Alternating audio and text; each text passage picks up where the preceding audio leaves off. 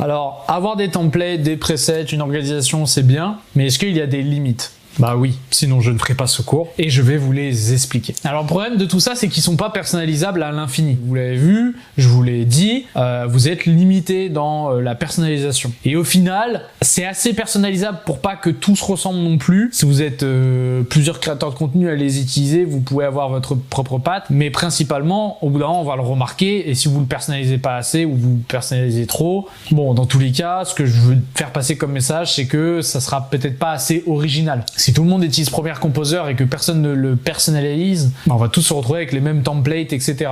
Pareil pour les presets. Le souci, on peut pas non plus faire 40 000 presets. En réalité, si, il y en a plein des presets à faire. Il y en a des milliers. Mais vous êtes quand même limité aux effets Premiere Pro. Voilà. Si vous voulez une animation plus complexe, il va falloir passer sur des objets graphiques essentiels. Mais il y a un autre souci des presets qui est aussi dans les templates, mais plus visible sur les presets, c'est que on peut se satisfaire d'eux. On peut seulement les utiliser. Moi je vous l'ai dit, ou en tout cas je vous le redis, moi j'utilise beaucoup dans le social media du pack, du starter pack Premiere Composer. Je l'utilise souvent le bouton subscribe. J'aime bien l'utiliser parce qu'il est facile, il est efficace et on n'en demande pas plus et c'est génial. Le souci c'est que si j'utilise tout le temps ça, bah jamais je vais évoluer, changer ou ça va toujours se ressembler. Et c'est vrai, si vous regardez la plupart de montages, même pour mes clients, si vous voyez au bout d'un moment le bouton subscribe, généralement il se ressemble. Généralement il est pas super innovant. Et c'est ça un peu le souci des presets et des templates, c'est qu'on va trop facilement, évidemment pour gagner du temps, utiliser tout le temps la même. Donc en fait,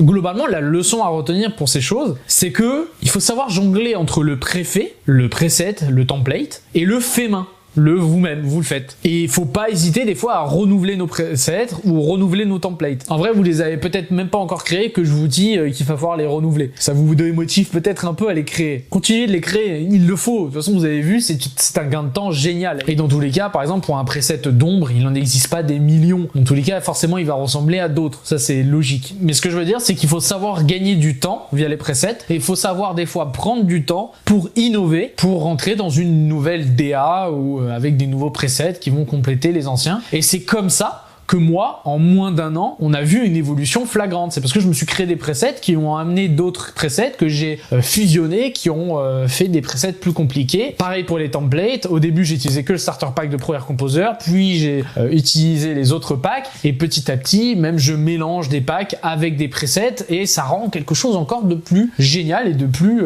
gros. Alors évidemment, après, la puissance de la machine galère un peu, vous l'avez vu sur les lags sur OBS tout à l'heure, mais il y a une évolution qui se fait et qui se fera, et c'est avec de la discipline sur vos presets, en créant des templates ou en important que vous allez step up en fait, parce que sinon vous allez perdre votre temps à chaque fois, et d'où le côté organisation de cette partie. Vous allez perdre du temps à chaque fois à refaire les mêmes choses. Donc là, le fait de pas refaire des tâches répétitives vous permet de passer du temps sur d'autres tâches, créer de nouvelles choses, chercher de nouveaux effets, etc. Pareil, on s'est organisé ici, mais à trop vouloir s'organiser, des fois on peut s'y perdre. Je vous l'ai répété plusieurs fois, ça sert à rien de créer des dossiers, de sous-dossiers, de sous-dossiers, de sous-dossiers.